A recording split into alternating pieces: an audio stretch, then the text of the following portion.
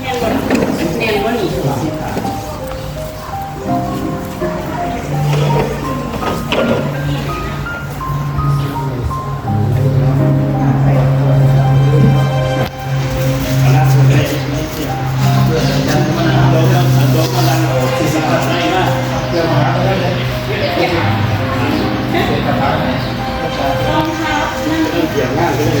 ผู้ใดปลูกกาดอยู่ข้างนอกเขากล่าวเพิ่มอะไรบ้างสบายเลยที่แห่งโซดาเราทำเลยไปอันนี้น่ะเอาไปเลยได้ลองครับได้ลองมาเอาลูกก่อนไหมได้ลองนะตัวน้อยไม่มากไม่ต่างกัน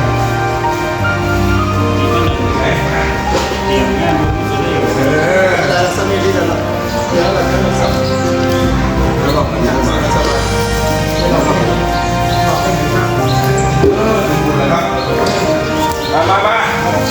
พูดมาแค่หวังเด้อแค่หวังตั้งหมดนะ2 ชั่วโมงจากนี้ไป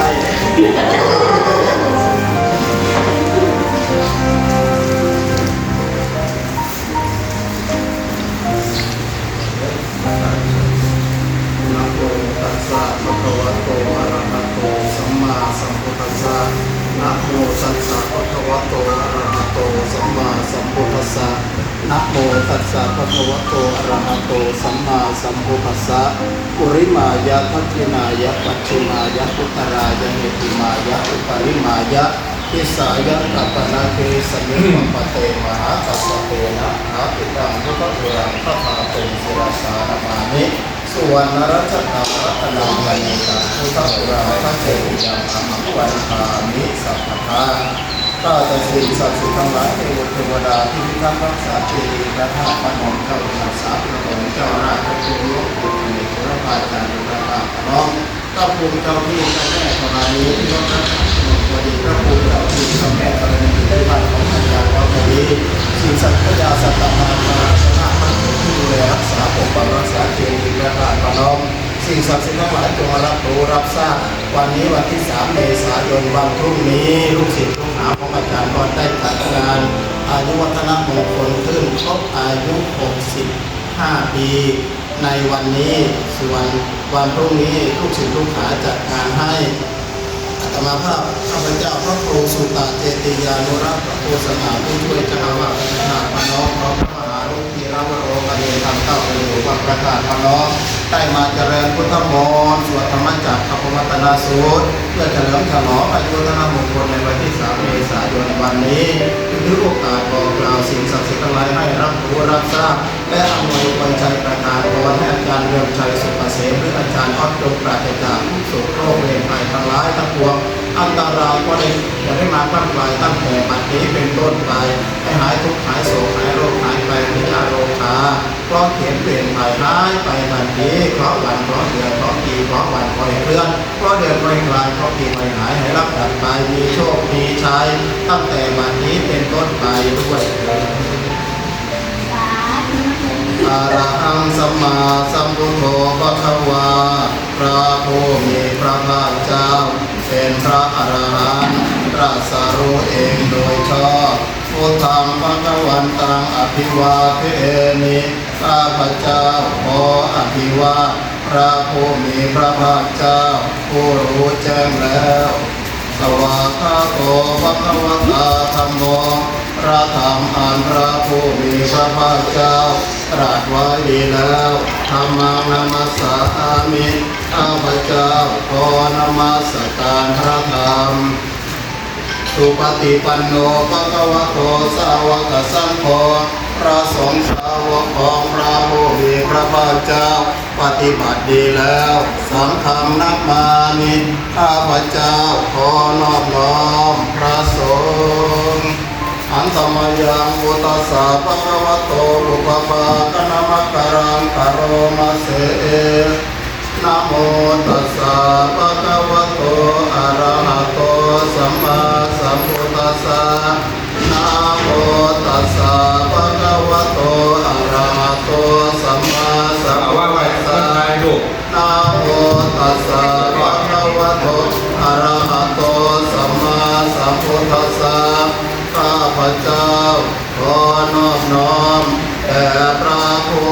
ระบาเจ้า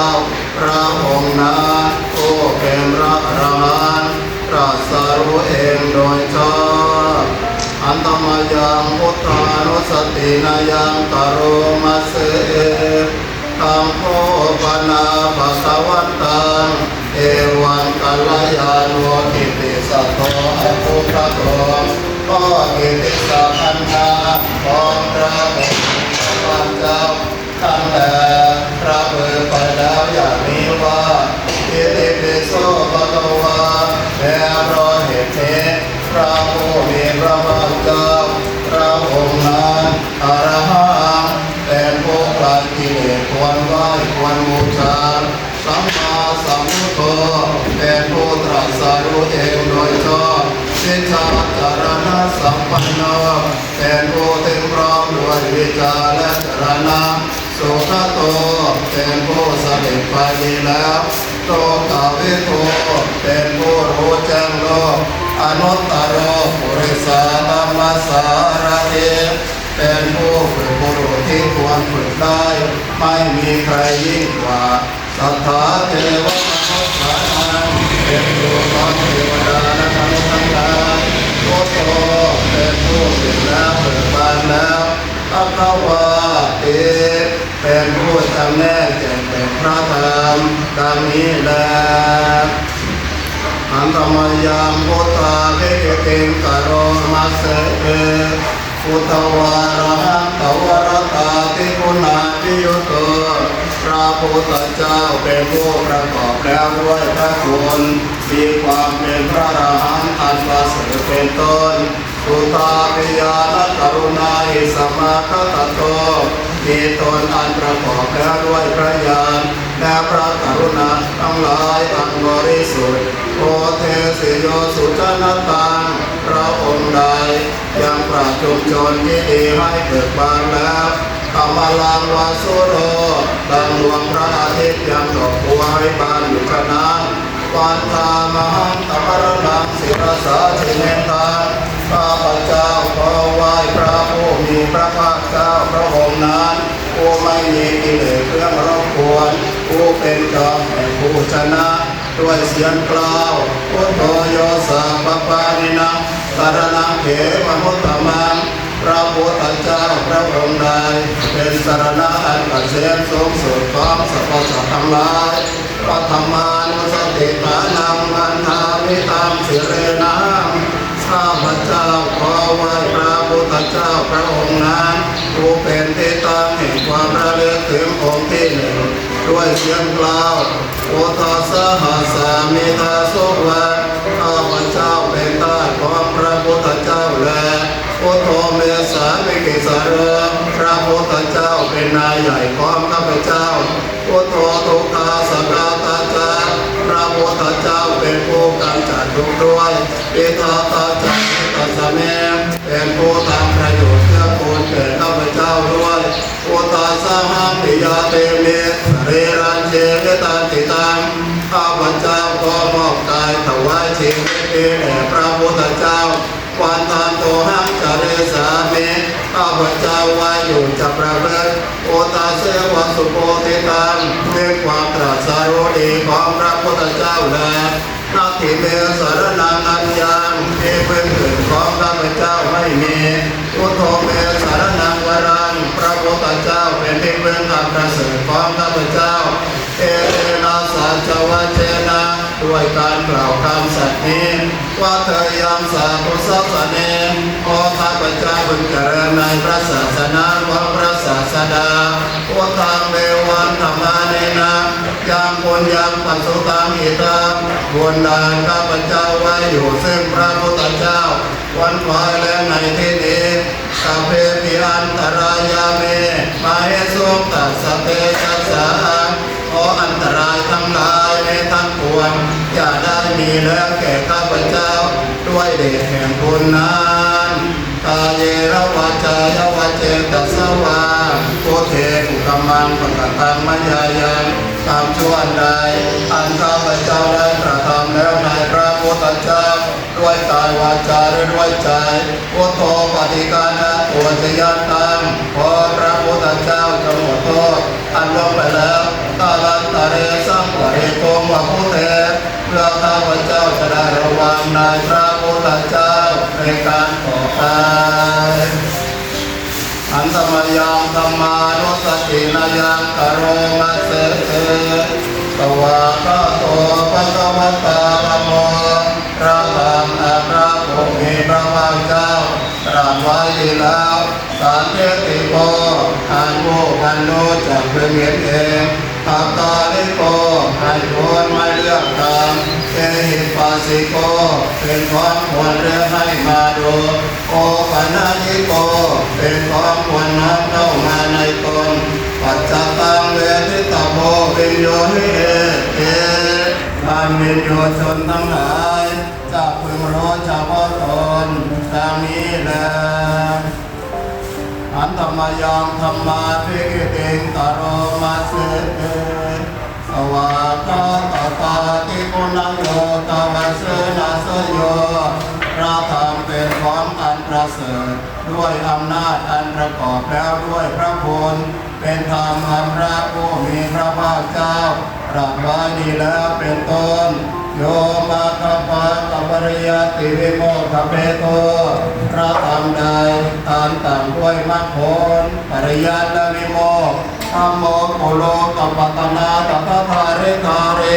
พระธรรมย่อมป้องกันผู้ประพฤติธรรมที่ให้ตกไปในโลกที่ชั่ว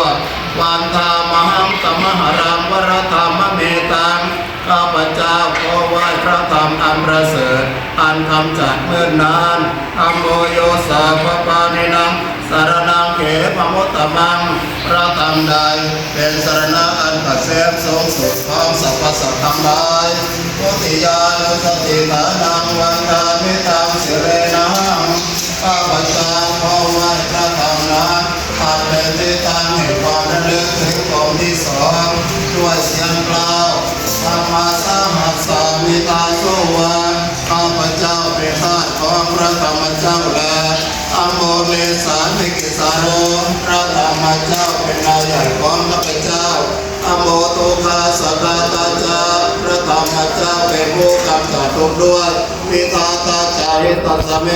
เป็นผู้ทำประโยชน์เพื่อผลแก่ข้าพเจ้าด้วยอามาสาหังนิยาเตเมสเรรันเจวิตันติตังข้าพเจ้าขอมอบกายถวายชีวิตนี้แด่พระธรรมเจ้าวันทานโตหังคาเรสาเม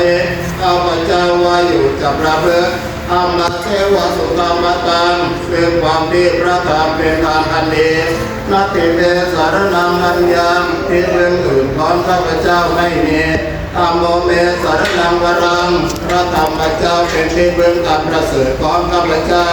เอเตนะสัจวะเจนะด้วยการกล่าวคำสัตย์นี้ปัทยังสาธุสัสเนขอข้าพเจ้าพึงเจริญในพระศาสนาของพระศาสดาธรรมังเมวันธรรมาเนนะยังปุญญังปัสสุตังอิตาบุญใดข้าพเจ้าไว้อยู่ซึ่งพระธรรมเจ้าวันพอแล้วในที่นี้สัพเพปิยันตรายาเมมาเหสุตัสสะเตจัสสาขออันตรายทั้งหลายเมตทั้งปวงอย่าได้มีแล้วแก่ข้าพเจ้าด้วยเหตุบุญนั้นอาเยระวัจจายวะเจตัสสาวาธรรมเมตุกำลังปกตังมายายังตามชวนใดอันข้าพเจ้าได้กระทำแล้วในพระธรรมเจ้าด้วยกายวาจาและด้วยใจธรรมโมปฏิกานะตัวจยันตังขอพระธรรมเจ้าจงอดโทษอันล่วงไปแล้วกาลันตะเรสังวะปิตุงวะธรรมเมเพื่อข้าพเจ้าจะได้ระวังในพระธรรมเจ้าในการต่อไปอันตมยังสังขานุสตินายังกโรมัสเสเดสุปฏิปันโนภะคะวะโตสาวกสังโฆพระสงฆ์สาวกของพระผู้มีพระภาคเจ้าปฏิบัติดีแล้วโอโชปฏิปันโนภะคะวะโตสาวกสังโฆพระสงฆ์สาวกของพระผู้มีพระภาคเจ้าปฏิบัติตรงแล้วยายาปฏิปันโนภะคะวะโตสาวกสังโฆพระสงฆ์สาวกของพระผู้มีพระภาคเจ้าปฏิบัติเป็นทางเพื่อออกจากทุกข์แล้วส าเวสิปฏิปันโนภะคะวะโตสาวกสังโฆพระสงฆ์สาวกของพระผู้มีพระภาคเจ้าปฏิบัติสมควรแล้วญาติการนี่คือใครจัตตาริปุริสโยคานิคือผู้แห่งบุรุษทั้งหลายสี่อาทาปุริสบุคลานับโดยบุคคลเป็นแปดเอสาภะคะวะโตสาวกสังโฆนี่แหละคือพระสงฆ์สาวกของพระผู้มีพระภาคเจ้าอามุนายโยเป็นบุคคลของคำนับอามุนายโยเป็นบุคคลของต้นรักอาภินายโยเป็นบุคคลของตำบลอัญชลิการณิโยเป็นบุคคลยกมือไหว้อนุตตรังปุญญเขตังโลกัสสาติเป็นเนื้อนาบุญของโลกไม่มีนาบุญอื่นยิ่งกว่าดังนี้แลอันตมายังสังฆาภิกิติงกโรมัสเสสัทธรรมโชสุปฏิปฏิคุณาทิยุตโตพระสงฆ์สาวกของพระผู้มีพระภาคเจ้าเกิดจากพระสัทธรรมประกอบแล้วด้วยพระคุณมีความเป็นผู้ปฏิบัติดีแล้วเป็นต้นโยธาเปโตอริยบุคลาสัมภาเสโตพวกใดเป็นหมู่แห่งพระอริยบุคคลอันประเสริฐแปดจำพวกศีลาทิธรรมและภาวราสยกายจิตโตมีกายและจิตอาศัยธรรมะอันประเสริฐมีศีลเป็นต้นวันตามหังธรรมริยานะพระนังสุตุทังข้าพเจ้าขอไว้ซึ่งแห่งพระอริยเจ้าทั้งหลายพวกนั้นโอ้หมดจดดีแล้วสัมโพโยสัพพะานินังสารนังเขมะมุตตมังพระสงฆ์ใดเป็นสารณะอันเกษมสูงสุดของสรรพสัตว์ทั้งหลายอธิยานุสติตานังวันทามิตังสิเรนังข้าพเจ้าขอไหว้พระสงฆ์นั้นอันเป็นที่ตั้งแห่งความระลึกถึงองค์ที่สามด้วยเสียงกล่าวสังฆาสหัสสามิตาสวังข้าพเจ้าเป็นทาสของพระสงฆ์เจ้าแลสังโฆเมสามิกิสโรพระสงฆ์เจ้าเป็นนายใหญ่ของข้าพเจ้าสังโฆทุกขาสกาตาจารพระสงฆ์เจ้าเป็นผู้กำจัดทุกข์ด้วยวิทาตัสสะหิตัสสะเมเป็นผู้ทำประโยชน์เพื่อผลแก่ข้าพเจ้าด้วยสังฆาสหังนิยาเทเมสเรรัญเชวิตาจิตังข้าพเจ้าขอมอบกายถวายชีวิตเป็นแด่พระสงฆ์เจ้าวันทันโตหังกเรสาเมข้าพเจ้าว่าอยู่จะประพฤติสังฆาโสปฏิปันนตังซึ่งความที่พระสงฆ์เป็นผู้ปฏิบัติดีแล้วนาทีเลสารนังอันยังที่เป็นอื่นของข้าพเจ้าไม่มีสังโฆเมสารนังวรังพระสงฆ์เจ้าเป็นที่พึ่งอันประเสริฐของข้าพเจ้าเอเตนะสัจวะเจนะด้วยการกล่าวคำสัตย์นี้ว่าเธอยังสาธุศาสเนของข้าพเจ้าเป็นเจริญในพระศาสนาของพระศาสดาสังฆเปวันธรรมาเนนะยังบุญยังปัจจุตังอิทังบุญดาข้าพเจ้าไว้อยู่ซึ่งพระสงฆ์เจ้าวันปล่อยแล้วในที่นี้สัพเพปิอันตรายาเมมาเหสุตัสสะเตชัสสะขออันตรายทั้งหลายแม้ทั้งปวงอย่าได้มีแล้วแก่ข้าพเจ้า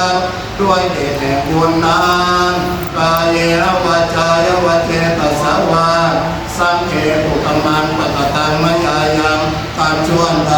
ทานข้าพเจ้าได้ประทานแล้วได้พระสงฆ์เจ้าด้วยกายวาจาด้วยใจสังโฆปฏิการณตัวจะยันตาขอพระสงฆ์เจ้าจงอดโทษอาดมไปแล้วอารันตะเรสังวเรตุงวสังเทเพื่อข้าพเจ้าจะได้ระวังในพระสงฆ์เจ้าในการต่อไปพุทธังเทวิตังยาวานิปานังสารนังคัจฉามิสาธุสาธุชีวิตของข้าพเจ้าขอถวายบูชาไว้แด่พระพุทธเจ้าตราบเข้าสู่พระนิพพานขออย่า อย่าได้มีมารมาประจนบังเบียดได้เถิดขอคุณพระพุทธเจ้าจงเสด็จมากำจัดบาปกรรมเพราะเข็นเวรภัยออกจากชีวิตจิตใจธาตุขันธ์องค์พระอวัยวะแห่งข้าพเจ้าให้หมดสิ้นไปในกาลปัจจุบันเถิดขอคุณพระพุทธเจ้าจงเสด็จมาบังเกิดโปรดเกล้าเนื้อหัวรักษาตนตัวชีวิตจิตใจธาตุขันธ์องค์พระอวัยวะแห่งข้าพเจ้าให้แจ้งสว่างรุ่งเรืองสุดสายไปเราเข้าสู่พระนิพพานขออย่าได้มีมารมาผจญบังเบียดได้เถิดธรรมังชีวิตังยาวนิพพานังสารนังคัจฉามิสาธุสาธุลมหายใจเข้าออกของข้าพเจ้าขอถวายบูชาไว้แด่พระธรรมเจ้าเราเข้าสู่พระนิพพานขออย่าได้มีมารมาผจญบังเบียดได้เถิดขอคุณพระธรรมเจ้าจงเสด็จมากำจัดบาปกรรมเพราะเข็นเวรภัยออกจากชีวิตจิตใจธาตุขันธ์ของข้าอวัยวะแห่งข้าพเจ้าให้หมดสิ้นไปในกาลปัจจุบันเถิดขอคุณพระธรรมเจ้าจงเสด็จมาบังเกิดโปรดเกล้าเนื้อหัวรักษาตนตัวชีวิตจิตใจธาตุขันธ์ของข้าอวัยวะแห่งข้าพเจ้าให้แจ้งสว่างรุ่งเรืองสุดสายไปเราเข้าสู่พระนิพพานขออย่าได้มีมารมาผจญบังเบียดได้เถิดสังฆังชีวิตังยาวนิพพานังสารนังคัจฉามิสาธุสาธุดวงจิตของข้าพเจ้าอันคิดร้ายคิดดีต่างๆนานาขอถวายบูชาไว้แด่พระอริยสงฆ์เจ้าเราเข้าสู่พระนิพพานขออย่าได้มีมารมาผจญบังเบียดได้เถิดขอคุณพระอริยสงฆ์เจ้าจงเสด็จมากำจัดบาปกรรมเพราะเข็นเวรภัยออกจากชีวิตจิตใจธาตุขันธ์ของข้าอวัยวะแห่งข้าพเจ้าให้หมดสิ้นไปในกาลปัจจุบันเถิดขอคุณพระอริยสงฆ์เจ้าจงเสด็จมาบังเกิดโปรดเกล้าเนื้อหัวรักษาตนตัวชีวิตจิตใจธาตุขันธ์ของข้าอวัยวะแห่งข้าพเจ้าให้แจ้งสว่างรุ่งเรืองสุดสายไปเราเข้าสู่พระนิพพานขออย่าได้มีมันมาผจญบังเบียดได้เถิดส่วนธรรมจันทร์ได้การส่วนใช่ได้ไหมอะไรปัญหาใส่กันนะโมตัสสะภะคะวะโตอะระหะโตสัมมาสัมพุทธัสสะนะโมตัสสะภะคะวะโตอะระหะโตสัมมาสัมพุทธัสสะนะโมตัสสะภะคะวะโตอะระหะโตสัมมาสัมพุทธัสสะพุทธังอายุวัฒนังเกจิวิตัญญาวนิพพานังสารนังคัจฉามิธัมมังอายุวัฒนังเกจิวิตัญญาวนิพพานังสารนังคัจฉามิสังฆังอายุวัฒนังเกจิวิตัญญาวนิพพานังสารนังคัจฉามิทุติยามปิพุทธังอายุวัฒนังเกจิวิตัญญาวนิพพานังสารนังคัจฉามิทุติยามปิธัมมังอายุวัฒนังเกจิวิตัญญาวนิพพานังสารนังคัจฉามิทุติยามปิสังฆังอายุวัฒนังเกจิวิตัญญาวนิพพานังสารนังคัจฉามิตติยามปิพุทธังอายุวัฒนังเกจิวิตัญญาวนิพพานังสารนังคัจฉามิตติยามปิธัมมังอายุวัฒนังเกจิวิตัญญาวนิพพานังสารนังคัจฉามิตติยามปิสังฆังอายุวัฒนังเกจิวิตัญญาวนิพพานังสารนังคัจฉามิเอวเมสุตังเอกังสมยังภคะวะอาราณสิยังวิหารติสิปตเนมิกตายิตาตระโกภคะวะปัญจวัคคีย์เอโกอามันเตสิทเวเมปิขเวอันตาภาปจิตเตนะนาเสวิตาปาโยจายะอาเมสุตานะ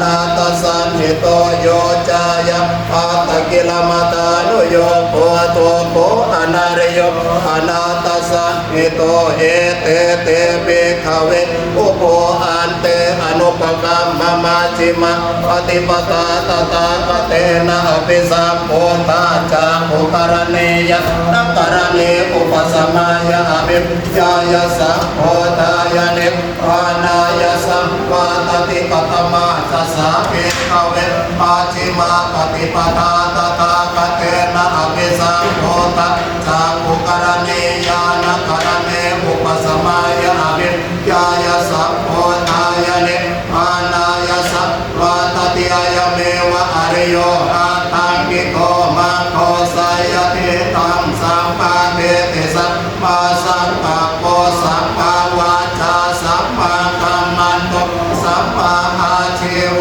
สัมมาวายามะสัมมาสติสัมมาสมาธิอายังโพสะเพขเว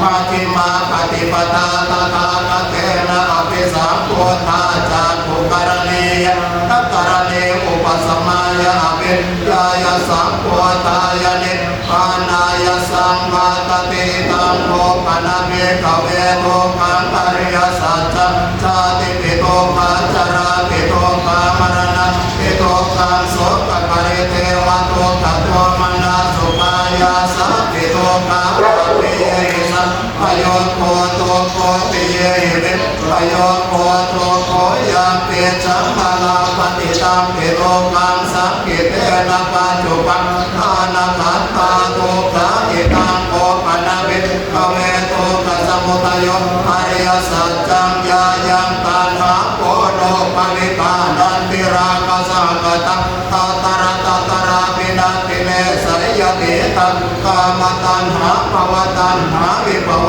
ตัณหาอิตังโภปนะเวขเวโตปนิโรธอริยสัจจังโยตัสสะเยวตัณหายาเสสวิรังปนิโรธจาโคปฏิเนสัตโธโมติอนาลโยอิตังโภปนะเวขเวโตปนิโรธกามินิปฏิปทาอริยสัจจังอายเมวะอริโย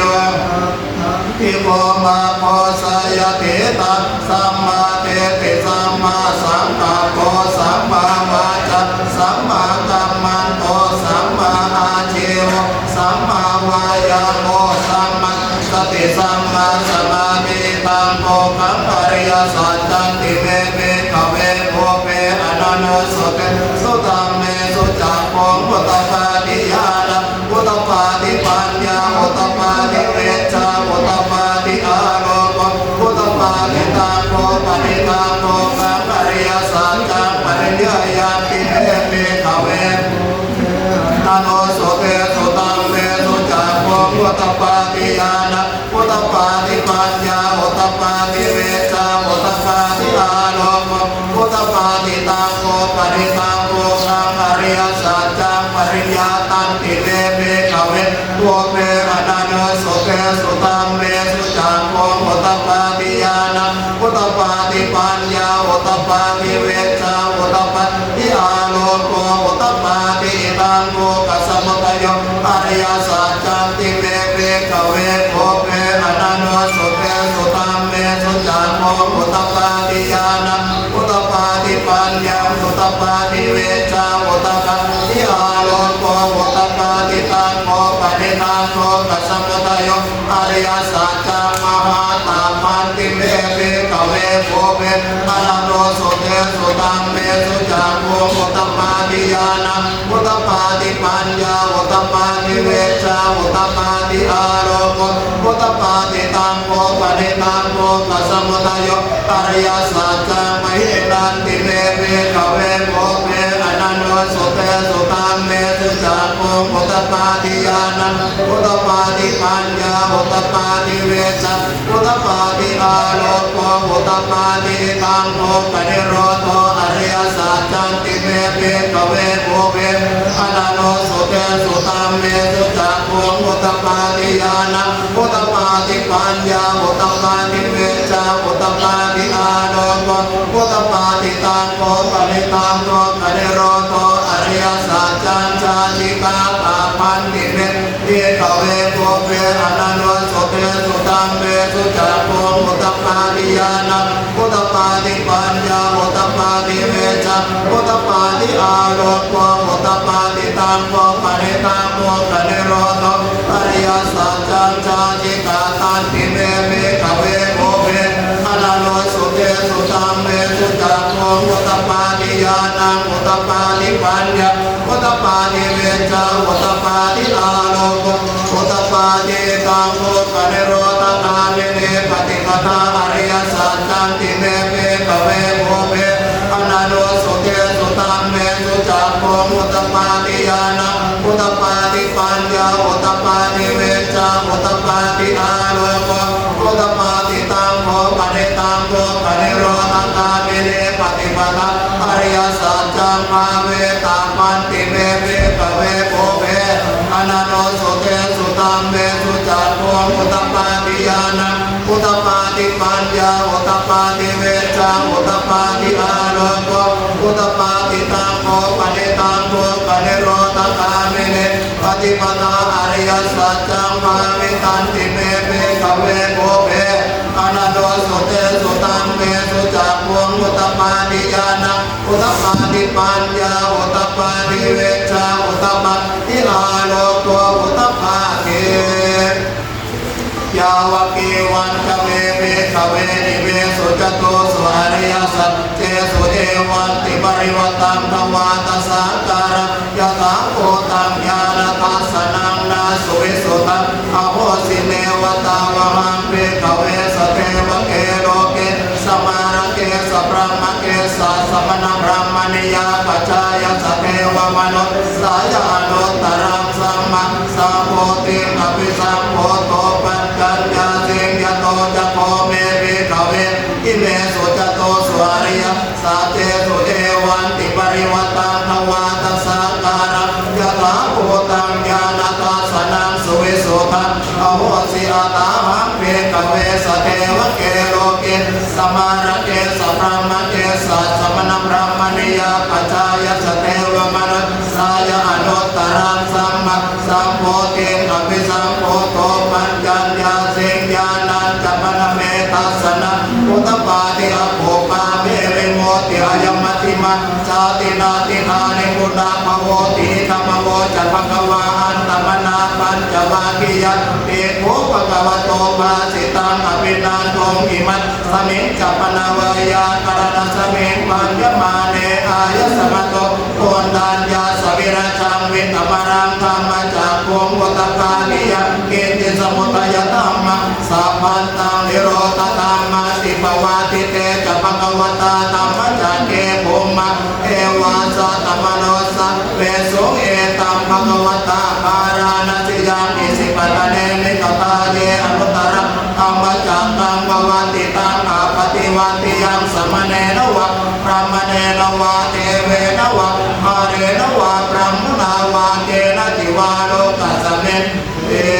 โภมานังเทวานังสัตตังสุตวาจาโตมหาราธิกาเทวะสัตตมโนสาเวสงจาโตมหาราธิกานังเอวานังสัตตังสุตวาตาวติงสาเทวะสัตตมโนสาเวสงตาวติงสานังเทวานังสัตตังสุตวายามาเทวะสัตตมโนสาเวสงยามานังเทวานังสัตตังสุตวาตุสิตาเทวะสัตตมโนสาเวสงปุสิตานังเทวานังสัตตังสุตวานิมานรติเทวะสัตตมโนสาเวสงนิมานรตินังเทวานังสัตตังสุตวาปรเนมิตวสวัตติเทวะสัตตมโนสาเวสงปรเนมิตวสวัตตินังเทวานังสัตตังสุตวาพระมกจิกาเทวะสัตตมโนสาเวสงพระมกจิกานังเทวานังสัตตังสุตวาพระมปริสัจจาเทวะสัตตมโนสาเวสงพระมปริสัจจานังเทวานังสัตตังสุตวาพระมปริตาเทวะสัตตมโนสาเวสงพระมปริตานังเทวานังสัตตังสุตวามหาพรหมาเทวะสัตตมโนสาเวสงมหาพรหมานังเทวานังสัตตังสุตวาปริตาภาเทวะสัตตมโนสาเวสงปริตาภานั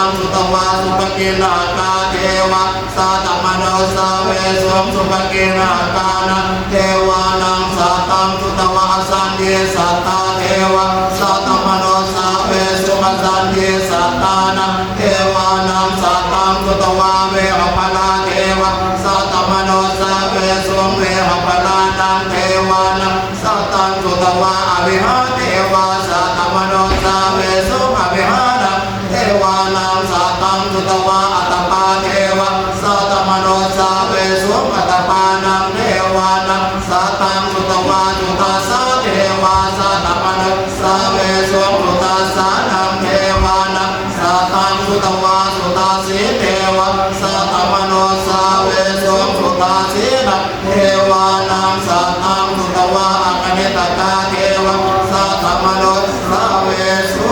เอตังภะคะวตาภาราณติยังอิสิปตะเนหิกตาเยอนุตตรังธัมมจันตังภวติตังอาปฏิวัติยังสมเนนวะพระมเนนวะเทเวนวะมารินวะพระมุนาวะเกนะจิวาโรกัสเมนเต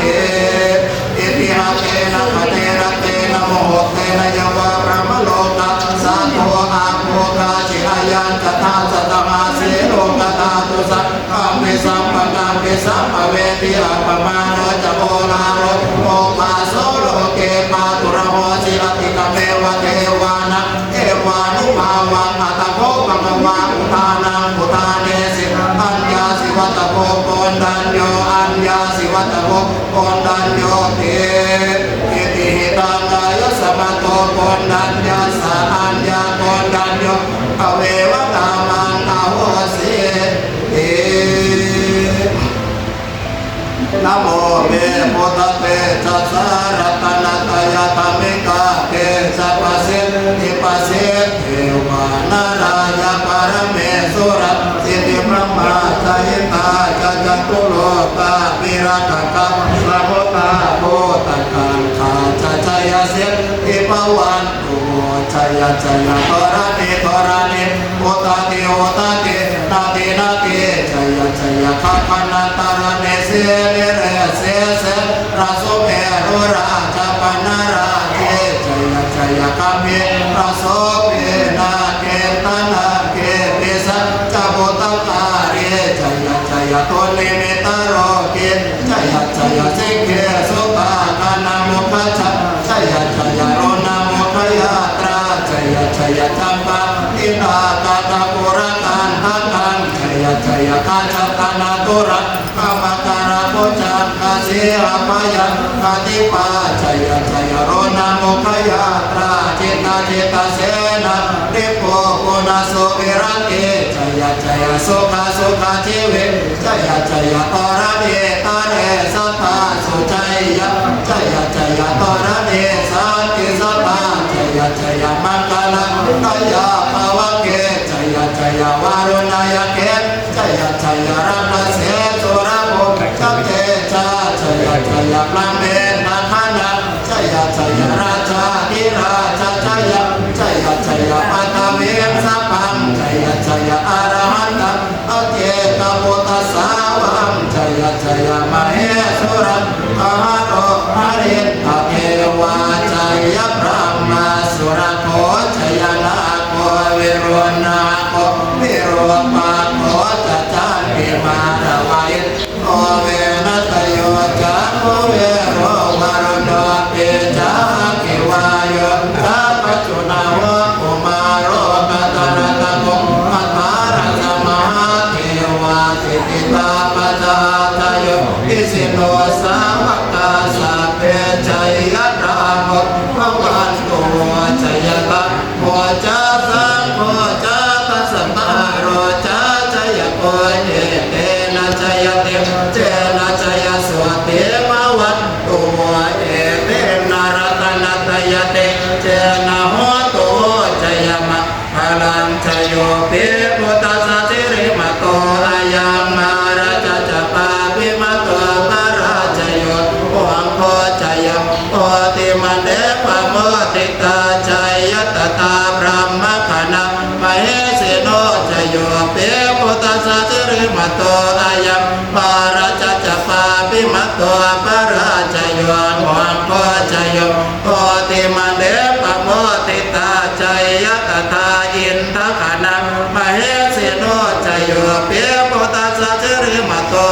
ยัมมาราชจัปาปิมาตัวปราชโยมวงพ่อชยมโอติมันเดปะโมติตาชัยยตตาเทวคณะมเหสิโนชยโยเปโปตาชาเจริมโตอายัมมาราชจัปาปิมาตัวปราชโยมวงพ่อชยมโอติมันเดปะโมติตาชัยยตตาสุปันนคณะมเหสิโนชยโยเปโปตาชาเจริมโตอายัมมาราชจัปาปิมาตัวปราชโยมวงพ่อชยมโอติมันเดปะโมติตาชัยยตตานาคคณะมเหสิโนชยโยเปโปตาชาเจริมโตอายัมมาราชจัปาปิมาตัวปราชโยมวงพ่อชยมโอติมันเดปะโมติตาชัยยตตายาคคณะมเหสิโนชยโยเปโปตาชาเจริมโตอายัมมาราชจัปาปิมาตัวปราชโยมวงพ่อชยมโอติมันเดปะโมติตาชัยยตตาสัพพคณะมเหสิโนชยโตโพธิยามุเนสัจจยานังเอวังตาวาเมจโยโหอิจยสุจยมังคะเลอปาราชิตปาราเกสิเสปตาวิปุคะเล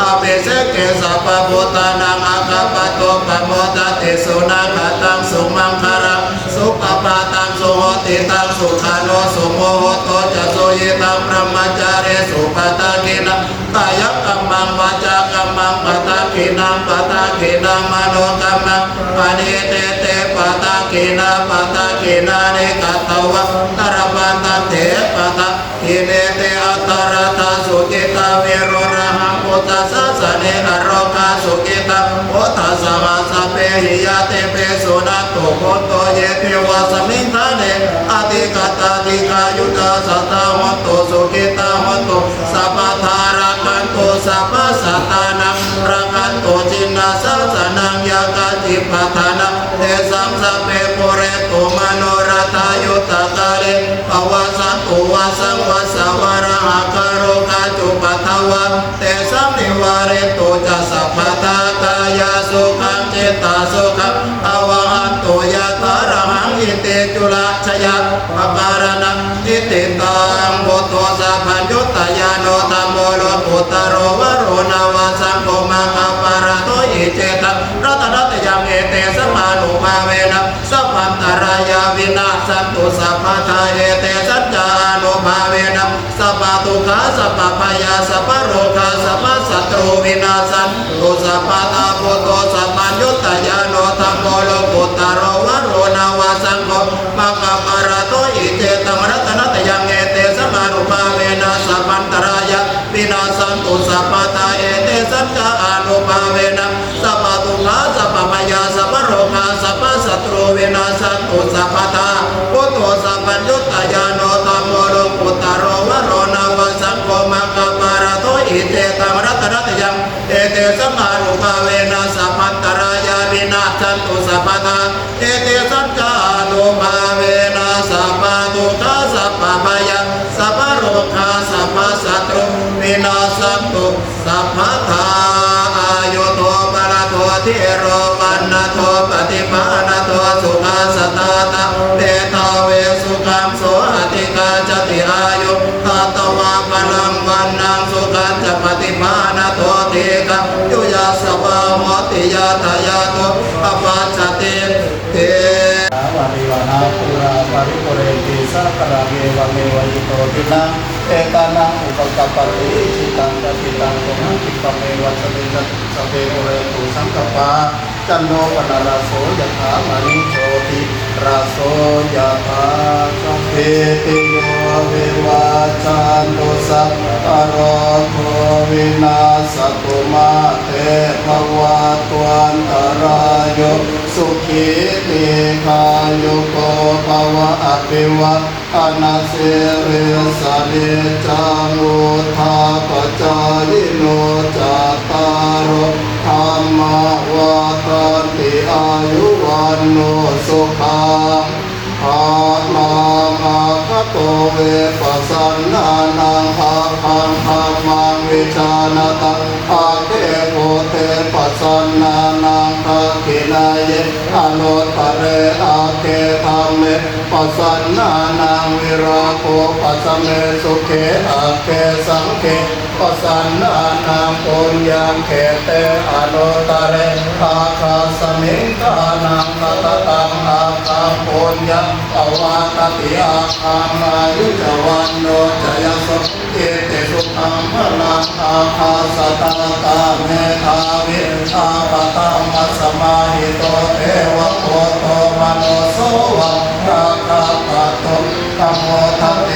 ติโสอาคาราโตสุขิโตวิโรโนโคตัสสะสะเนอะโรโกสุขิโตหิสาสะเตหิยาติวิโสอาคาราโตสุขิโตวิโรโนโคตัสสะสะเนอะโรโกสุขิโตหิสาสะเตหิยาติวิโสอาคาราโตสุขิโตวิโรโนโคตัสสะสะเนอะโรโกสุขิโตหิสาสะเตหิยาติเตอายุวัตโกตนะวัตโกสิริวัตโกยสวัตโกมะนะวัตโกมะนะวัตโกสุขวัตโกมัตุสัพพะโตคันอปยาเวราโสกาสัพพุจุปะตวะอเนกอันตรายาติวินาสังวเสสะโตจยเสติตนะอาวังโสติปะกยังสุขังตนะสิริอายุจวันโรจโพกังโมติตยาสวาสตวาสัจจายุจเทวเสติภวันตุเตภวตุสัพพมังคลังรักขันตุสัพพเทวตาสัพพพุทธานุภาเวนัสตาโสติภวันตุเตภวตุสัพพมังคลังรักขันตุสัพพเทวตาสัพพธัมมานุภาเวนัสตาโสติภวันตุเตภวตุสัพพมังคลังรักขันตุสัพพเทวตาสัพพสัมภาโนอาเวนัสตาโสติภวันตุเต โมทาภะเดาอาหังสัมมาสัมพุทโธภะคะวะพุทธังภะคะวันตังอะภิวาเทมิสวากขาโตภะคะวะตาธัมโมธัมมังนัมสสามิโยปฏิปันโนภะคะวะโตสาวกสังโฆสังฆังนามินาโอ้ยดีใจแล้วครับ มือสังเกตกับที่ว่า วันหน้ามือต้องเล่นมุกครับ